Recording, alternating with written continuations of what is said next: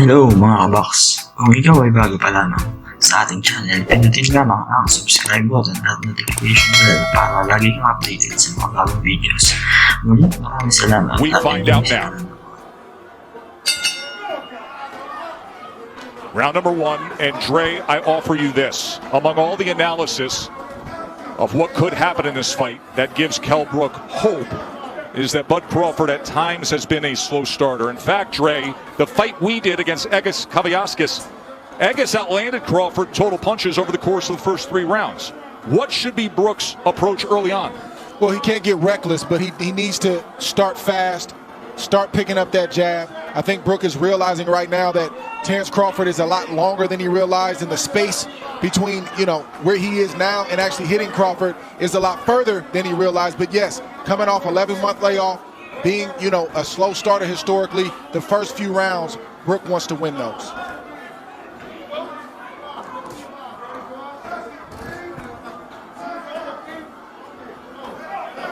But it looks like Brook is playing Crawford's game now. He's watching, he's studying, and I don't think he can outthink Crawford. He's got to start to let those hands go as he comes behind that left hand. See, Brook thing is timing. That's his thing. He wants to time Crawford on the way in. Brook also has a great jab, a sharp jab, a strong jab. And you can see Terrence Crawford trying to figure out how he can land his jab without getting hit.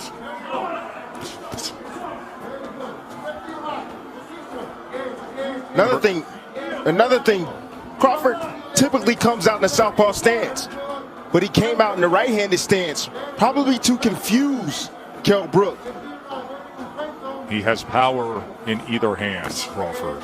He has finished guys, whether it is orthodox or southpaw, but in recent years we have seen plenty of Crawford, mostly in the southpaw stance, and wildly effective in doing so.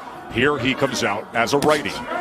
And there is that jab from Kell Brook as he goes to the body against the champ. Brook jabbing extremely well right now, not just to the head, but as you just saw, also to the body. There he throws the right hand behind it. Brook has a brilliant 1-2. It's automatic.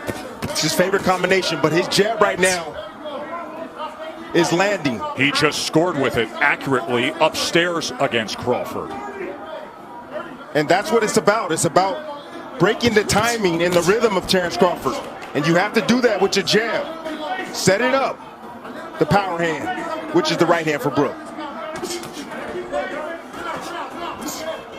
Crawford looking to close that gap as he goes southpaw for a moment, doubles up the right-hand jab, and then comes with a left. Good exchange here as he switches back to righty. Fascinating first round. Gonna take a short break.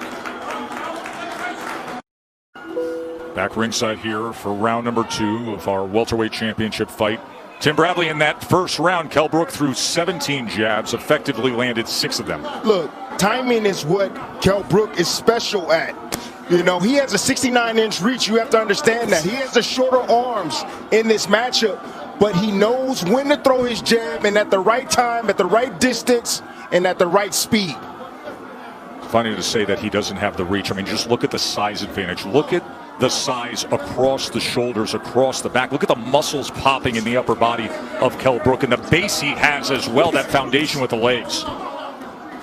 And see, what I noticed is that Kell Brook is taking a page out of Egis Kaviaskis. He's being patient. He's waiting. He's looking to counter Crawford.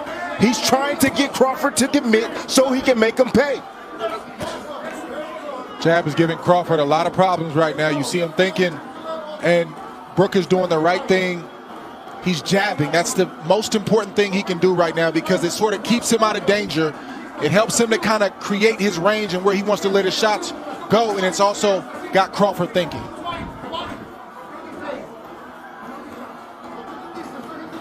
The fight's going to get interesting if Crawford is able to make adjustments. I've seen Brook have a great plan A. He's got a great boxing ability, but when fights get deep and there's time to make adjustments, like in the Spence fight, I don't see him make that adjustment. We've seen Crawford do it in the past. He's going to have to do it right now because plan A, Brook has the advantage. Spence fight happened in May of 2017. That was the last time Brook fought at this 147-pound limit. He was fighting brilliantly, and then Spence got to him with the power and scored an 11th round TKO with a broken left orbital bone suffered. You also want to see how Brook takes the shots of Crawford as he starts to land clean, flush shots.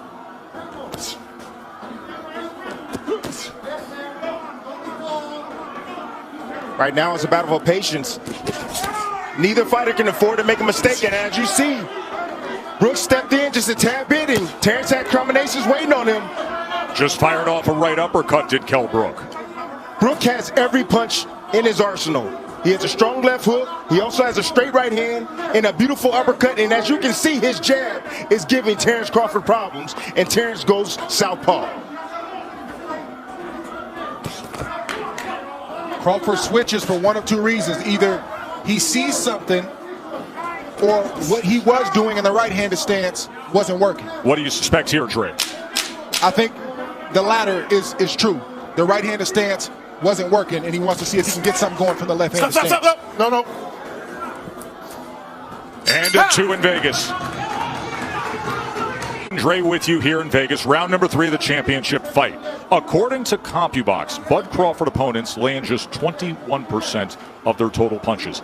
That is number 1 in the world among welterweights. So far tonight, Kell Brook is landing 36% of his punches against Terrence Crawford. So don't think that Kell Brook is worried about Terrence Crawford going southpaw. He's not worried about that at all because he's used to that. He comes from the Ingles gym. He's used to seeing switch hitters in his gym, guys that switch from orthodox to southpaw. It's nothing to him. You mentioned the Ingle gym. That is the veteran British trainer Dominic Ingle, who has trained Kell Brook since the start of his career. But Ingle opted out of this world title fight due to COVID concerns, because Kell Brook trains in the Canary Islands for training camp. Ingle did not want to travel and then have to quarantine nor come to the United States. So instead, Carlos Formento is the trainer in the corner of Kell Brook. First time they've ever worked together. I'll tell you one thing that the southpaw stance has done. It's taken the jab away from Kell Brook. You see he's not landing his jab consistently anymore. Well, when Crawford turns southpaw, he's not even throwing. That's what happens. That's what turning southpaw does. But it does allow you to land a right hand like Brook just landed on Crawford right now. A right hand can be the best weapon against a southpaw. And of course, when he is in that lefty stance, you will see that right hand of Bud Crawford, as it is right now, hanging right over the front of Kell Brook. Listen, Crawford has the reach advantage, but he's going to have to close the distance on Kell Brook. He told us in the build-up to this fight that Brook can't fight mid-range and in close. Right now, Brook is winning the battle from the outside. Crawford's got to slowly start to close that space. There's that right lead again from Kell Brook. Minutes ago here in round 3. Pretty good start for the challenger, the former IBF welterweight champion. The guy who says he's rejuvenated. 3 fights since he lost the welterweight championship to Errol Spence. That's how Errol Spence had success against Brook. He closed the distance and started to bully Kell Brook. He started to fight him in close.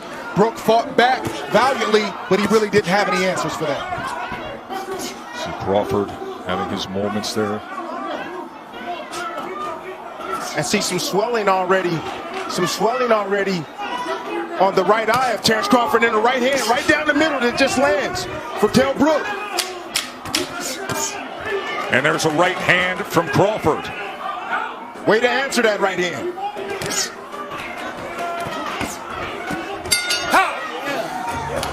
Come up. Thank you very much, champ. Look forward to seeing you December. Joe. One of the youngest rising stars in the sport, Shakur Stevenson, saying he expects his good friend Terrence Bud Crawford to pick up the pace here. CompuBox has Kell Brook 24 of 99 punches, Crawford 25 of 93. Shakur Stevenson will fight December 12th in this ring against Toka Khan Cleary. Shakur, the recent featherweight champion, now contending at 130 pounds, looking for a showdown for a belt here. Round number 4.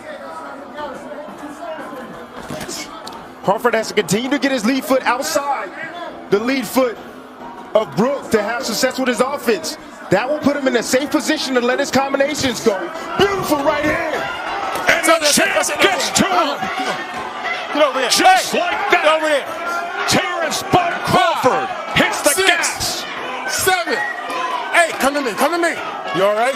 Give you a chance. One of the best closers in the game. 27 knockouts in his career. Do we have 28 right here? This fight is also Thundering in. Look at Crawford. Vicious attack to close it. No. And he stares him down. Okay. Decision